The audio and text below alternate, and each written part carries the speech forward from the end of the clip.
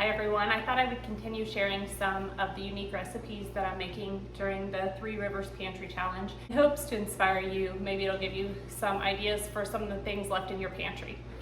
Tonight for supper, we're going to be using up this pork tenderloin. I bought a large pork loin in October when our kids were having people over for carving pumpkins. We cut the pork loin in half and used half of it for just shredded pork sandwiches.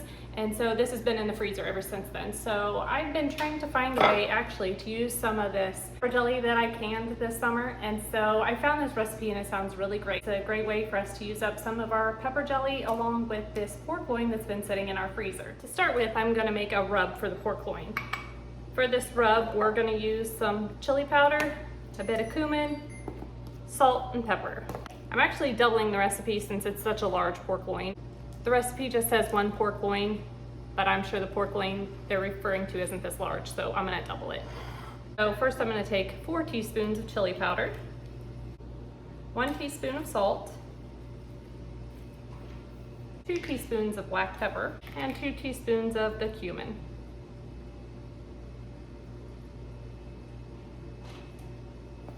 And we'll just mix this up. I currently have my oven preheated to 450. Now that I have the rub ready, I'm just gonna open this pork loin up and rub it all over. I'm gonna rub our mixture all over the pork loin really well. I want to try to cover the entire thing. Looks like it's a good thing I doubled it.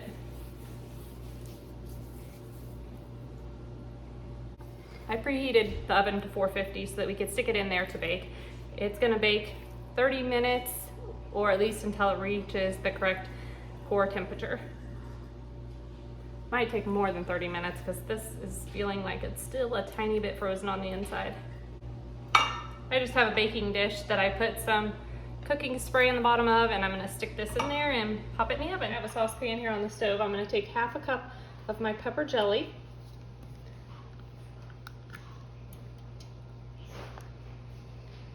And 1/4 cup of balsamic vinegar. Oops. Once these are nicely melted together, we'll put them over the pork loin and then put the pork loin back in the oven for a little bit. Now that the pork loin has reached the correct internal temperature, I'm going to take our pepper jelly and balsamic vinegar mix and just pour it over the top. I did cut it into slices because I wanted to get this glaze kind of in the middle of each piece. Not sure if I should.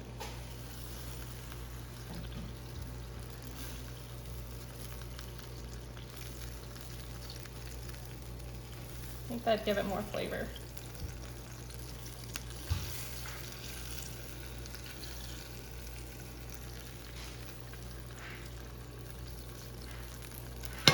Okay, it's gonna go back in the oven for 5 minutes and then it'll be ready to eat. This pork turned out wonderful. It wasn't too spicy and the kids ate every last drop. Hi everyone, so for the second meal I thought I'd share this week, we're gonna have a creamy riced cauliflower soup. I have 2 bags of riced cauliflower that's been in our freezer for a while because I of course bought a large pack at Costco and then our family didn't really like it. So I've been looking for a way to use these up where the family wouldn't really be able to tell that it was in the recipe, and I found this one and I think they'll really like it. I guess it's a creamy riced cauliflower soup with chicken. So I thought maybe the chicken would kind of hide the flavor of the cauliflower. So I have the 2 bags of riced cauliflower we're going to use in this. I already have some chicken going in the crock pot. To me, if I know I'm going to use chicken in a recipe, it's easiest to stick it in my crock pot in the morning if I'm aware that's what I'm going to be using. That's just my favorite way to cook chicken. So we have chicken to go in it. We have 2 bags of the riced cauliflower. We have some carrots that we've been trying to work through. These have been in the fridge for a while.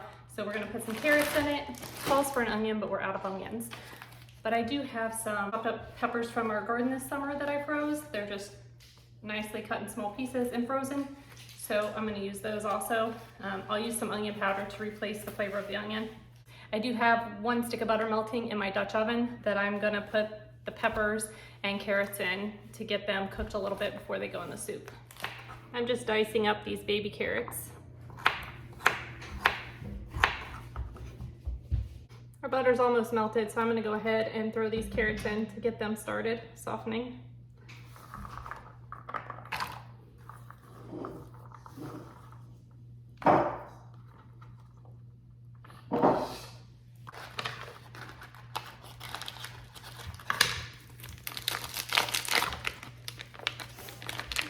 ahead and add in the 2 packages of rice cauliflower and then a few seasonings.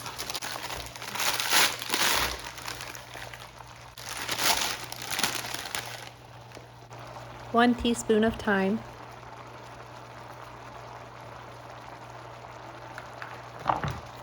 teaspoon of rosemary,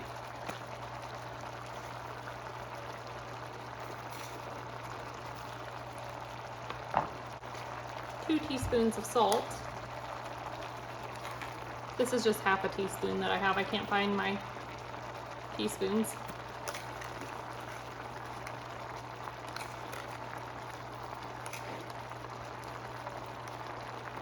And 1 teaspoon of pepper. In this pan, I put 5 cups of chicken broth. It's chicken broth that I've saved and had in the freezer from when I've made chicken. And to that, I'm gonna add 8 ounces of cream cheese.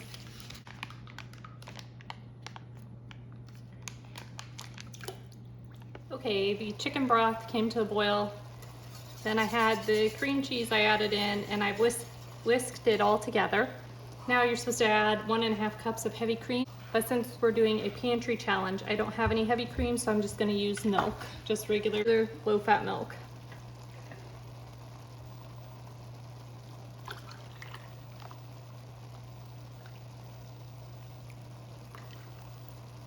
Now I'll add this to our rice mixture.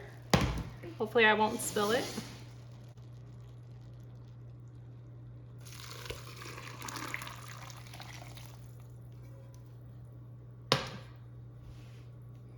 There we go. One of the reasons I love cooking the chicken in the crock pot, not only is it easy because I can stick it in and walk away, but it shreds up so nicely.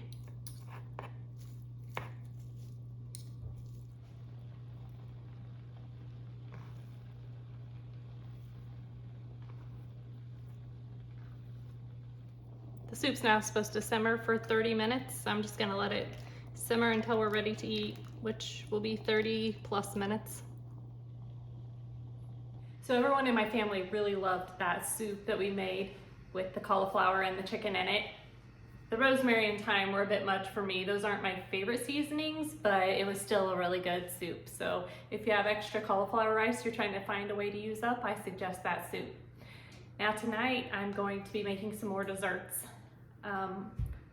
I guess I just really love dessert because we have a lot of stuff in our pantry I'm trying to use up that the only thing I can think of to use it for is dessert. And I'm a girl that loves desserts. So here's what we're working with today. We have this blueberry pie filling. I got it at an Amish community. We like to go there every year to get plants for our gardens.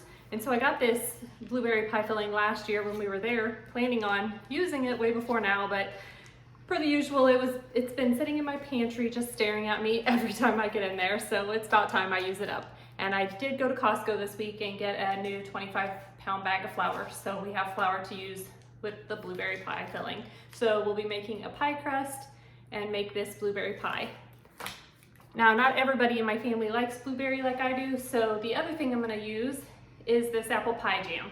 So I canned this past summer with some apples. We have a neighbor that has some apple trees, and they are kind enough to let us come and pick some every summer. So I made apple pie jam with that, and I just haven't really thought of a good way to use this other than over ice cream. So I thought I'm gonna make some puff pastries with this. So I have a recipe for puff pastry. I've never made it before, so it'll be quite interesting, I'm sure, but we'll get it done. So we're gonna make some puff pastries with the apple pie jam and a blueberry pie.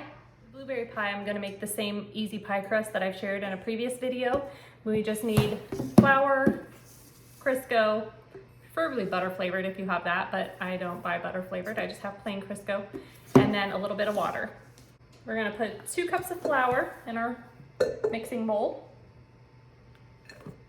1 cup of Crisco. I actually don't have Crisco, I have the cheap Walmart version. Works just as well.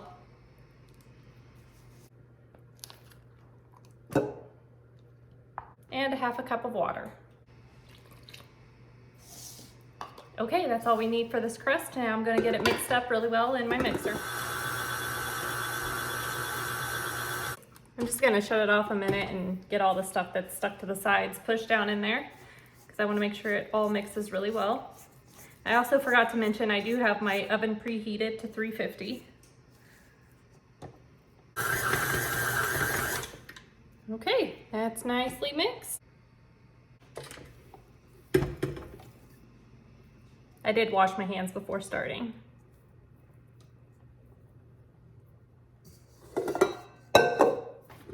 Okay, I'm gonna get the mixer out of here, clean up my countertop, and get a little flour out so I can get this dough rolled out.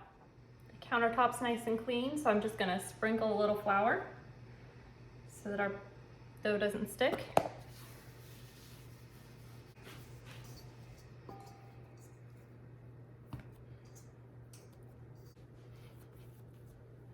I can put a little flour on my rolling pin here and get it all rolled out nicely.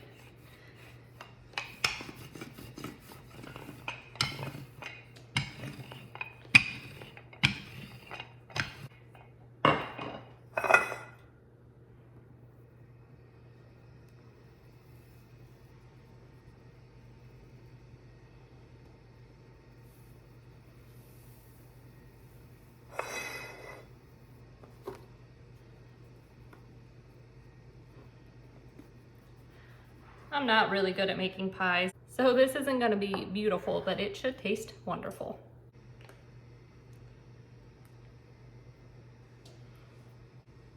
Okay, let's open up our pie filling and get it in there.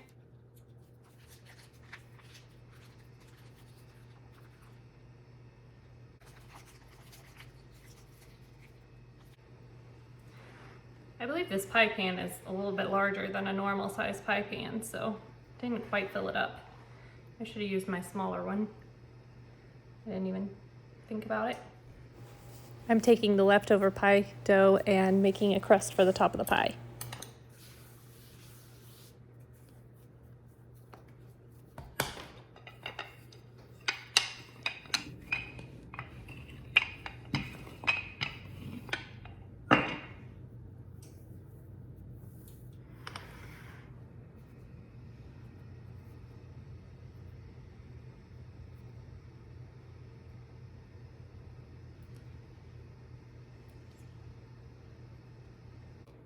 Not the prettiest pie ever, but I'm sure it's gonna taste good. I'm gonna sprinkle a little sugar over the top and then we'll pop it in the oven. All right. The blueberry pie came out looking delicious. We'll cut into it and see how it tastes here in a little bit. The recipe I'm gonna use for the puff pastry, it's supposed to be an easy puff pastry. We'll see how easy it actually is. We're gonna start off with a 3/4 cup of flour plus 2 tablespoons. To that, we're gonna add 1/4 teaspoon of salt. That really well.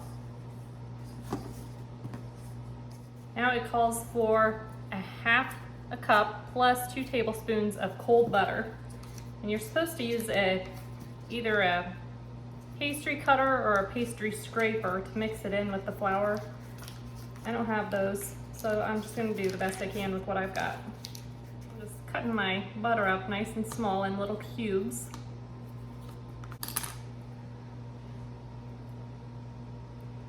Break them apart in here.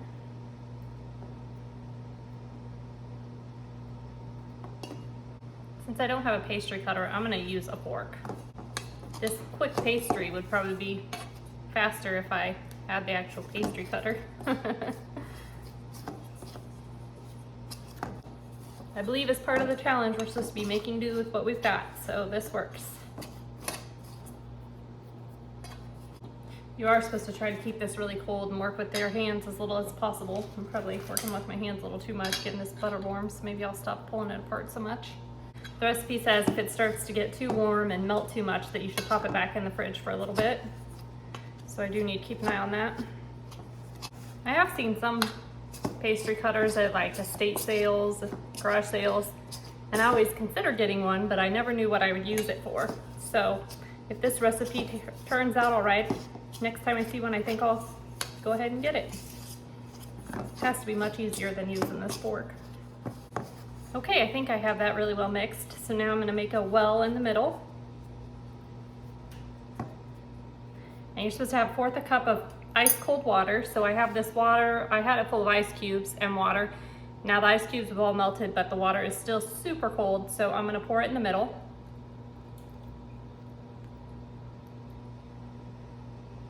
Now it says to take the flour from the sides and start mixing. It says to try not to use your hands because your hands are so warm.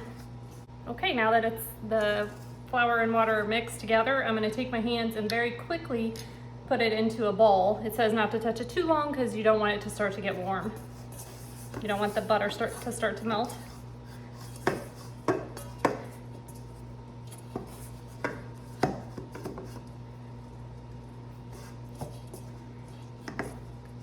Maybe I didn't have it mixed quite well enough. It is still pretty cold, so I think we're good. Close enough to a ball. There we go. Now we gotta flour our surface so we can roll it out. I need to clean up my mess real quick though. Let's get our surface floured. And our rolling pin floured.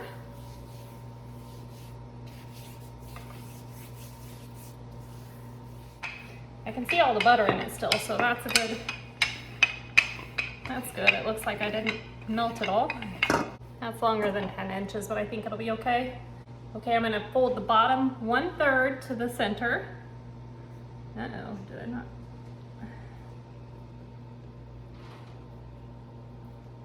Looks like I didn't flour my counter very well. All right. It's about 1/3.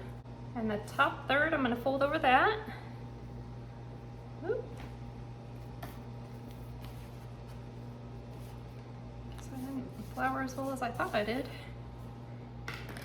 Give it a 1/4 turn, it says. Yeah.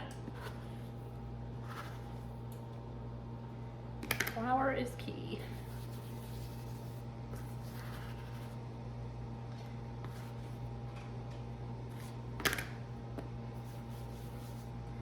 All right, 1/4 turn. And we're gonna roll it back out. This time I'm gonna add flour before I roll it out. And do the same thing over. 1/3. Oh. 1/3. And 1/4 of a turn. It says to do this anywhere from 3 to 6 times. Since my workspace over there was covered in flour, I'm gonna bring it over here to wrap it in the plastic wrap. All right, so here's our dough. Set it right like that and wrap it up.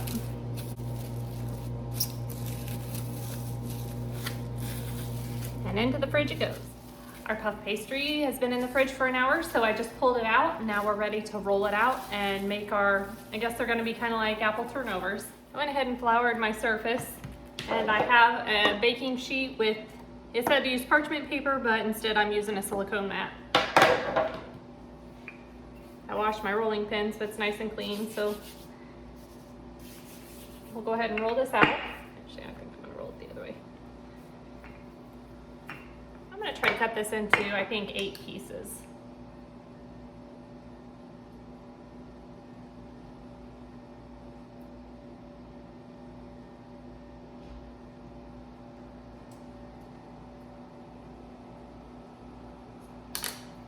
Now we use our apple pie jam. This apple pie jam I made, I don't know if you can see, but it actually has pieces of apple in it. It's not just a jelly, it's got some apple chunks in it. I'm gonna use my medium-sized cookie scoop. I think that should be a nice amount to put in the middle of each one of these.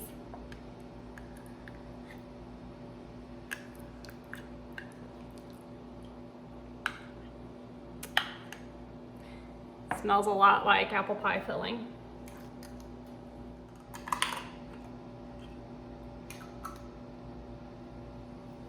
Now I'm gonna try to close them and pinch the edges closed. I guess this is the true test on if I put too much apple pie filling. That one looks like it worked. Oops. Just gonna use a fork to pinch the edges. Now that we have those all together and on our baking sheet, I'm gonna just take some egg white and wash over them. No worries, I did save the yolk to use later. I throw it in with some scrambled eggs or something in the morning. We also save our eggshells. I wash them off after cracking the egg, and I set them on the counter to dry, and then I save them in a container and crush them all up, and then we put those in our garden. Okay, I have my oven preheated to 400, and I'm gonna pop these in there for about 17 to 20 minutes. Our scones are in the oven, and while I wait on those to finish baking, I'm gonna cut into this blueberry pie and have a taste of it.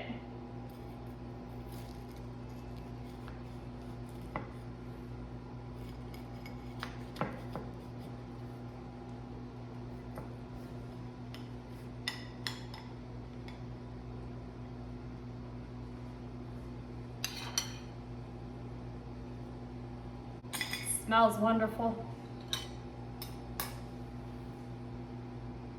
Looks delicious too.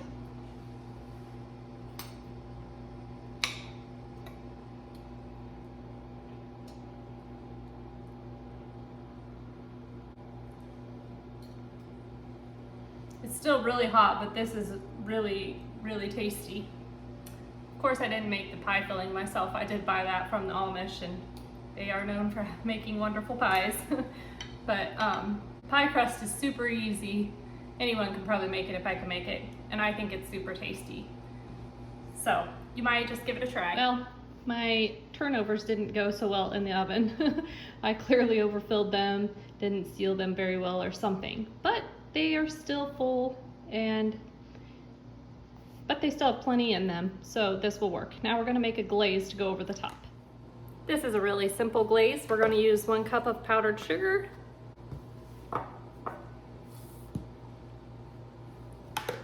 2 tablespoons of milk,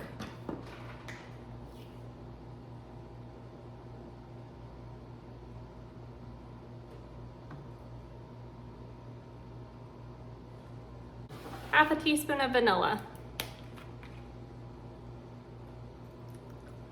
That was more than half a teaspoon, but that's okay. I like vanilla a lot. Okay, it's as simple as that. Now you mix it together. If it's a little drier than you'd like, you can add some extra milk. If it's a little too runny, you can add more powdered sugar. My glaze is a little dark since I put so much vanilla in it. I'm just gonna distribute this glaze over my turnovers. I'm doing it while they're still hot because I like it when the glaze kind of melts over them. If you don't like that, you can wait till they cool off. Or you can leave the glaze off completely.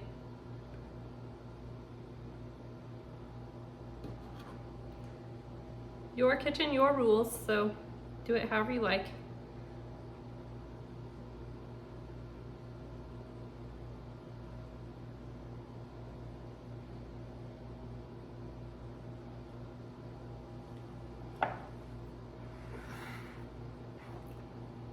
And there they are. This is Lexus. She's another one of my daughters. I don't know if I've mentioned I have 5 daughters and 1 son. So Lexus here offered to be the taste tester for the apple turnovers, so she's gonna try them for us. They are still hot. Good?